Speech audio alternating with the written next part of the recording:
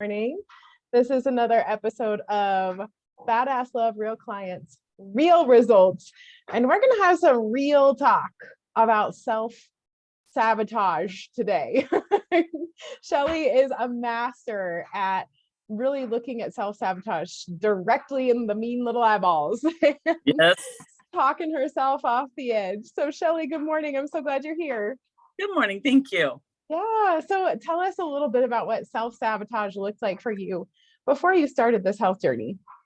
I love to work out. So I would work out, but, and I would eat healthy for a minute and do really, really well. And then I'd be like, oh, I'm going to have a bite. Oh, I'm doing super good. Let me just eat. And then I get out of control with my eating to where I'm like, it's fine. I just tell myself it's fine. I'm working out. I'm healthy. It doesn't matter. But the food part was just kind of my way to prevent myself from being who I want to be. It was my excuse to, oh, I'm so fat. I can't go. I can't wear that. I'm just anything and everything I could do to talk myself into eating poorly and making the wrong choices. I did. I would lose 20, 30, 40 pounds, and then I would gain it back because I'd be like, oh, I'm fine. Consistently working out, it has nothing to do with that. It's what you put in your body. So it's definitely been the book, and the Stop, Challenge, and Choose for me has made a big game changer for me. So, but I am, and I'm still doing it though. I'm still sabotaging myself, but I'm able to pick myself back up because it's not like I'm being judged for it or anything else. I just have to reset my mind. It's not about the food. It's resetting me. Yeah. So. Awesome. You know, I follow Dr. Alok Trivedi, and he threw a concept our way one day that kind of blew my mind. He said, there's no such thing as self-sabotage, because as a human being, our only goal is survival. We are an animal and we are geared to survive. So when it comes to self-sabotage, it's not that we're sabotaging, it's that we only do things that we see more benefit than drawback in. And that was a Dr. Trivedi concept. And when I heard that concept, I was like, holy moly, I have totally been judging myself all this time, thinking I was sabotaging myself. But really, it's because I'm getting some pretty good rewards out of it, if I'm being super honest. Right? That is so true. Oh my gosh, that is so true. If I'm being honest, there's a whole lot of reward in that donut. Yeah. Oh my gosh, yeah. Right. Or and that scoop of ice cream. Or no kidding. And what I'm hearing you say is that sometimes that reward, that feeling that you get that would sabotage or undermine those goals that you said you had for yourself were just moments where you saw more benefit than drawback in that specific moment. And I love that you mentioned Stop, Challenge, Choose. So this is a tool that we leverage with all of our clients, and it can be used for physical behaviors. It can be used for ineffective thoughts. It can be used for things that are about to come out of your mouth. Maybe don't need to. So would you give us an example of how Stop, Challenge, Choose has worked for you when it comes to those little voices of, you deserve the ice cream, you're doing so good, oh, you're too fat, you don't need to go to the gym? So what does that look like for you? My biggest issue, it's not an issue, but at work is my biggest issue. It's where let's get a snack and take a break together and snack, and then working. I mean, I work in retail, so there's always the crap food that sits right there when you walk out of your office, or and then it's like, oh, just if we share a bag, it's okay. But I stop and I look at it and I will be like, and I turn back around and I go get my celery stick, or I will, and it's been a rougher during Christmas.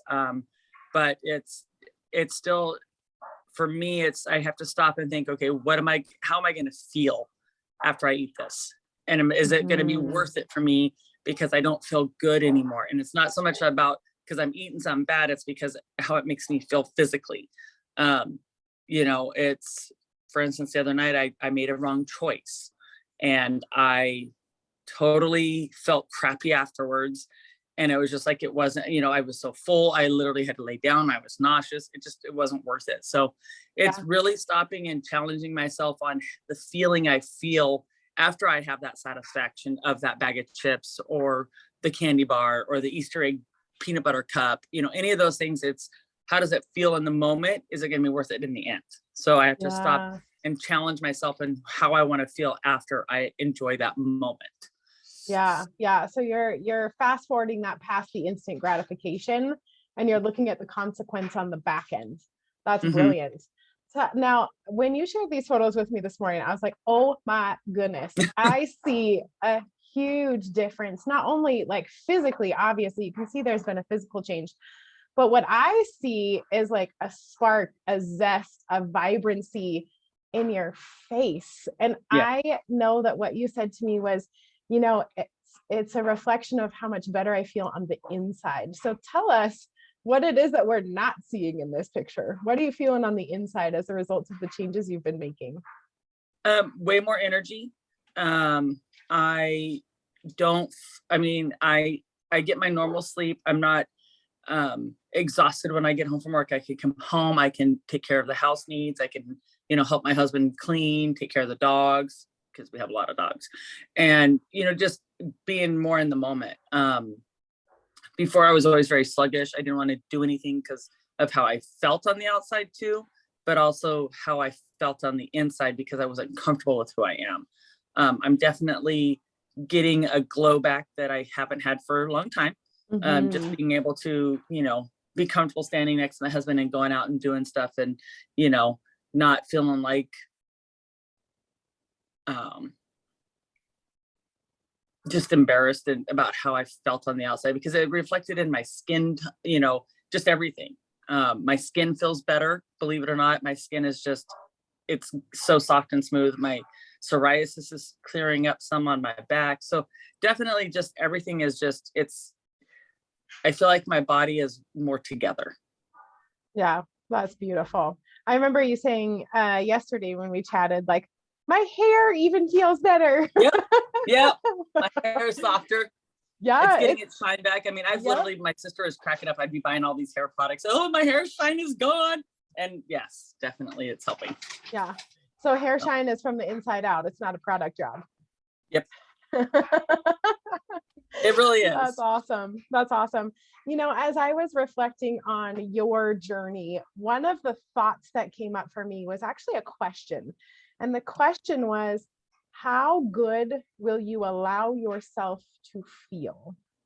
And I feel like that's such a brilliant reflection of your specific journey because you were so focused on that instant gratification, that instant feeling, and you've recognized that when you succumb to that instant feeling, it actually robs you of how good you can feel on the other side of that decision to say no thank you to the instant gratification because of the long-term results. And I just thought that it was such a great question that we could ask anybody who is here with us today or catching this as a replay is, how good will you allow yourself to feel? Because Shelley's story is such a beautiful example of how when you don't let that little voice talk you into making decisions that are not in alignment with what you truly desire, that there is so much more on the other side of that decision for you. And really, truly, how good will you allow yourself to feel? Because the truth is, in that moment when you give into that instant gratification, you're giving up the great for a little bit of good.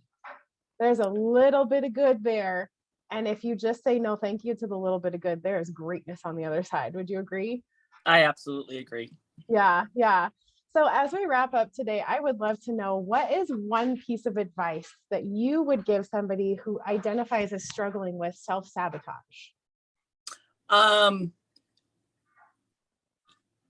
It's okay to fail and to pick yourself back up, honestly. It's because my biggest thing is, I've already sabotaged, so I'm just going to keep eating it. It's okay if you make that wrong choice, that choice for the moment, because that's what you wanted for that moment. But just keep challenging yourself on the whys, and why are you doing this, and what are you getting out of it? Because for me, I've always just been like, oh, it's over, it's done with, oh well, and I'll just move on. But I've not given up on myself, and I'm keeping to make the right choices. And you know, I might sabotage and eat something wrong the next time, but I'll still know, okay, it's okay. We're human. We're going to make mistakes, and we're going to make a wrong choice. We learn from that choice. And every time I touch that or eat that or even make a wrong choice of how I want to behave, I just turn around and be like, okay, what could have I done differently? And how could I have chose differently? And I just go on. And it's okay. Just pick yourself back up and keep going. There's no judgment. We all do it. Yeah. So. Well, and really, if we talk about there's no judgment, there is no wrong choice. There's just a choice. And then we receive feedback afterwards. And then we're allowed to decide as to whether or not we want to make that same choice again moving forward, right? What are the consequences of that? And there's no such thing as sabotage. I only did it because I saw more benefit than drawback in the moment. It wasn't wrong, right? Yeah. Yes. Yeah. And I feel like that perspective gives you the confidence to go ahead and do it messy. And I would love to know if you think about the times that you, fell in the dirt, so to speak, tripped over a choice that didn't align with what you were creating ultimately. Have you found that those times have become fewer and further between? Yes. Yes. Absolutely. So it's a process. There's no like tomorrow poof, it's going to be gone, right? It's a daily contending, daily leaning into that stop, challenge, choose, daily making the decision to not judge yourself as wrong or sabotaging, and to lean into getting curious and to really get on your feet and stand for what it is you truly want to create for yourself. Yes. Beautiful. Thank you so much for sharing your story today. You are such an inspiration, because I definitely identify with tripping over choices that are not in alignment with what I desire. Yes. I do this as a coach. I do this full time. I've been on my own journey for 3 years, and none of us are perfect, right? Not a single one of us are perfect. And your story inspires me to get out of judgment and to lean into curiosity when I trip. So thank you so. Thank you. Yep, it is my pleasure. And we will look forward to following your story some more. And for all of you watching, thank you for tuning in, and have a wonderful day. Much love. Thank you. Bye.